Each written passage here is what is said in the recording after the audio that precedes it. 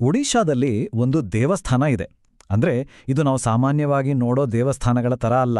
ಯಾಕಂದ್ರೆ ಇದನ್ನ ಭೂತಕಾಲದ ನೆನಪಿಗಾಗಿ ಕಟ್ಟಿದ್ದಲ್ಲ, ಬದಲಾಗಿ ಮುಂದೆ ಬರಲಿರುವ ಒಂದು ಭವಿಷ್ಯಕ್ಕಾಗಿಯೇ ಇದನ್ನ ನಿರ್ಮಿಸಲಾಗಿದೆ. ಹೌದು, ಇದು ಜಗತ್ತಿನ ಅಂತ್ಯಕ್ಕಾಗಿ ಸಿದ್ಧವಾಗ್ತಾ ಇರೋ ಒಂದು ದೇವಾಲಯದ ಕಥೆ. ನೋಡಿ, ಈ ಪ್ರಶ್ನೆ ಇದೆಯಲ್ವಾ, ಇದೇ ನಮ್ಮನ್ನ ನೇರವಾಗಿ ಛತಿಯಭಟ ಅನ್ನೋ ದೇವಾಲಯದ ಒಳಗಡೆ ಕರ್ಕೊಂಡು ಹೋಗುತ್ತೆ. ಇದು ಸುಮ್ಮನೆ ಕಲ್ಲು ಮಣ್ಣಿಂದ ಕಟ್ಟಿದ ಕಟ್ಟಡ ಅಲ್ಲ, ಬದಲಿಗೆ ಒಂದು ಭವಿಷ್ಯವಾಣಿಯನ್ನ ನಿಜ ಮಾಡ್ಲಿಕ್ಕಾಗಿಯೇ ಕಟ್ಟಿರೋ, ಅದಕ್ಕೊಂದು ಭೌತಿಕ ರೂಪ ಕೊಟ್ಟಿರೋ ಒಂದು ಜಾಗ. ಸಾಮಾನ್ಯವಾಗಿ ದೇವಸ್ಥಾನಕ್ಕೆ ಹೋದ್ರೆ ನಾವೇನ್ ನೋಡ್ತೀವಿ? ದೇವರುಗಳು ಸಿಂಹಾಸನದ ಮೇಲೆ ಕೂತು ಶಾಂತವಾಗಿ ನಮಗೆ ಆಶೀರ್ವಾದ ಮಾಡ್ತಿರ್ತಾರೆ ಅಲ್ವಾ? ಆದ್ರೆ ಇಲ್ಲಿ ಚಿತ್ರಣವೇ ಬೇರೆ.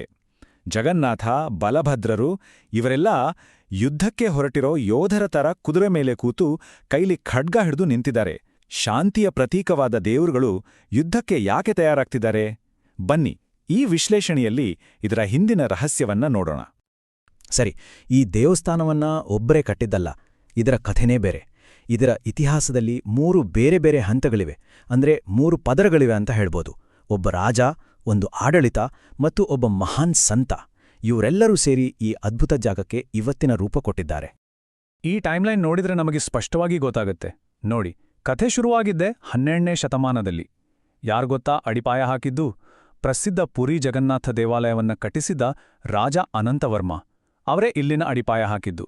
ಆಮೇಲೆ ಎಷ್ಟೋ ಶತಮಾನಗಳ ನಂತರ, ಅಂದ್ರೆ 18ನೇ ಶತಮಾನದಲ್ಲಿ ಮರಾಠರು ಬಂದು ಇದನ್ನ ಇನ್ನಷ್ಟು ಬಲಪಡಿಸಿ ಒಂದು ಕೋಟೆಯ ತರ ಮಾಡಿದ್ರು.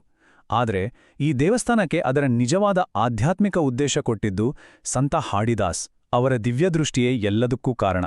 ಇಲ್ಲಿನ ಒಂದು ವಿಚಿತ್ರ ಅಂದ್ರೆ, ಈ ದೇವಸ್ಥಾನದ ನಿರ್ಮಾಣ ಕೆಲಸ ಯಾವತ್ತೂ ನಿಲ್ಲೋಡೇ ಇಲ್ಲ. ಇದು ನಿರಂತರವಾಗಿ ನಡೀತಾನೆ ಇರುತ್ತೆ. ಯಾಕೀಗೆ? ಅದರ ಹಿಂದಿರೋ ನಂಬಿಕೆ ತುಂಬಾ ಸರಳ, ಆದರೆ ಅಷ್ಟೇ ಗಟ್ಟಿಯಾಗಿದೆ.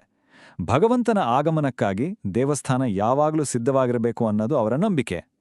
ಒಂದು ವೇಳೆ ನಿರ್ಮಾಣ ನಿಂತು ಹೋಯಿತು ಅಂದ್ರೆ ಅದಕ್ಕೆ 2 ಅರ್ಥ.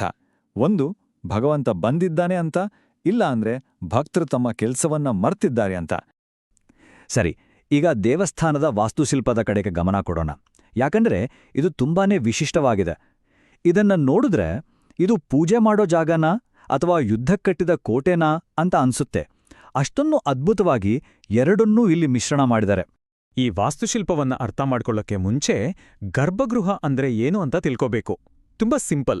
ಇದು ದೇವಸ್ಥಾನದ ಹೃದಯ ಭಾಗ, ಅಂದ್ರೆ ದೇವರ ಮೂಲ ವಿಗ್ರಹವನ್ನ ಇಡೋ ಜಾಗ. ಸಾಮಾನ್ಯವಾಗಿ ದೇವಸ್ಥಾನಗಳ ಗರ್ಭಗುಡಿ ಹೇಗಿರುತ್ತೆ? ವಿಶಾಲವಾಗಿ ದೀಪಗಳಿಂದ ಬೆಳಕುತ್ತಿರುತ್ತೆ. ಆದ್ರೆ ಇಲ್ಲಿ ಹಾಗಲ್ಲ. ಇಲ್ಲಿನ ಗರ್ಭಗುಡಿಗಳು ತುಂಬಾನೇ ಚಿಕ್ಕದು ಮತ್ತೆ ಕತ್ಲಾಗಿದೆ. ಇದನ್ನ ಉದ್ದೇಶಪೂರ್ವಕವಾಗಿಯೇ ಹೀಗೆ ವಿನ್ಯಾಸ ಮಾಡಿರೋದು.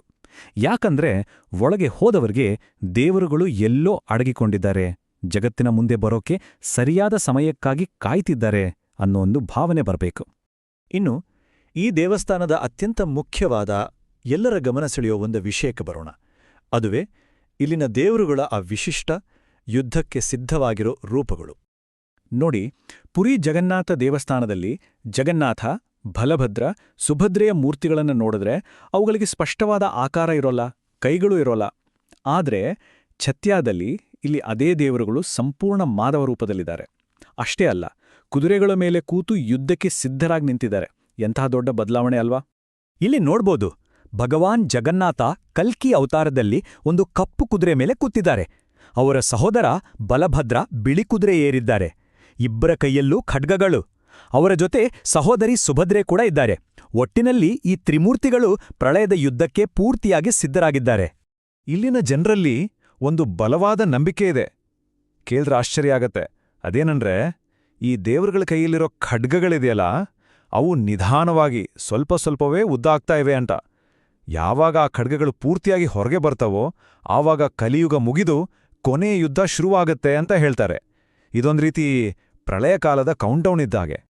ಸರಿ, ಇಷ್ಟೆಲ್ಲ ಆಯ್ತು. ಆದ್ರೆ ಈ ದೇವಸ್ಥಾನದ ಅಸ್ತಿತ್ವಕ್ಕೆ ಮೂಲ ಕಾರಣ ಏನು? ಅದನ್ನೀಗ ನೋಡೋಣ.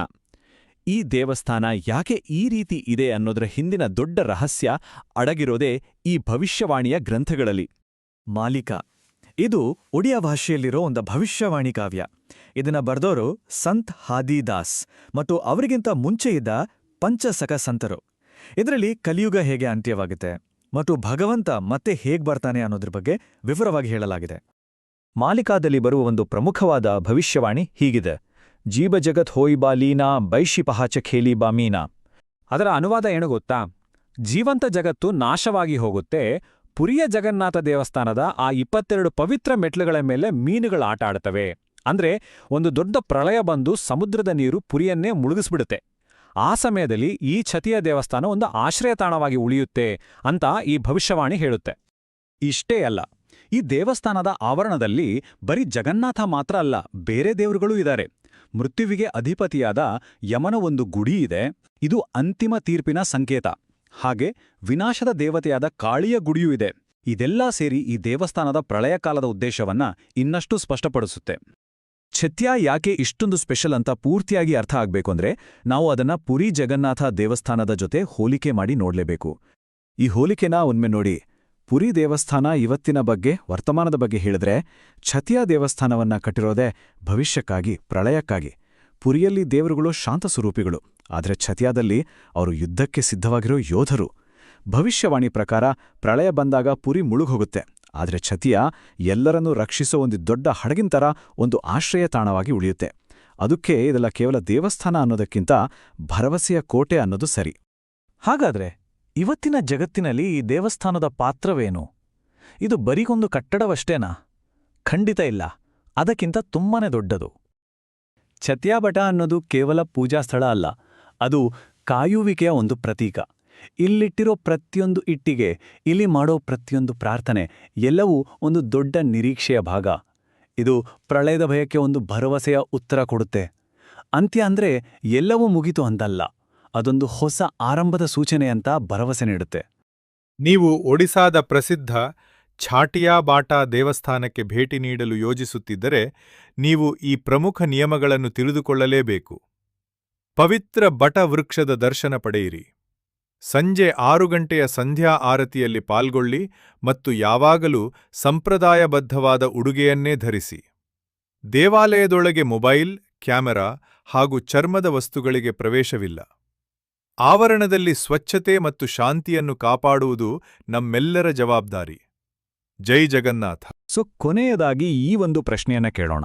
ಒಂದು ಭವಿಷ್ಯವಾಣಿ ಇಡೀ ದೇವಸ್ಥಾನವನ್ನೇ ಕಟ್ಸ್ಬಲ್ಲದು ಅಂದ್ರೆ, ಅನಿಶ್ಚಿತತೆಯಿಂದ ಕೂಡಿರೋ ನಮ್ಮ ಈ ಜಗತ್ನಲ್ಲಿ ಭವಿಷ್ಯದ ಬಗ್ಗೆ ಒಂದು ನಿಶ್ಚಿತತೆಗಾಗಿ, ಒಂದು ಭರವಸೆಗಾಗಿ ನಾವು ಎಷ್ಟೊಂದು ಹಂಬಲಿಸ್ತೇವೆ ಅನ್ನೋದನ್ನ ಇದು ತೋರಿಸುತ್ತೆ ಅಲ್ವಾ?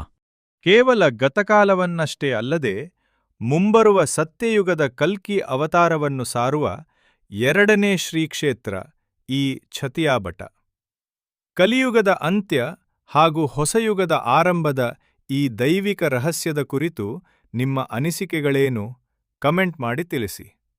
ಇಂತಹ ಮತ್ತಷ್ಟು ಆಳವಾದ ಆಧ್ಯಾತ್ಮಿಕ ವಿಡಿಯೋಗಳಿಗಾಗಿ ಸಬ್ಸ್ಕ್ರೈಬ್ ಮಾಡಲು ಮರೆಯದಿರಿ. ಜೈ ಜಗನ್ನಾಥ್.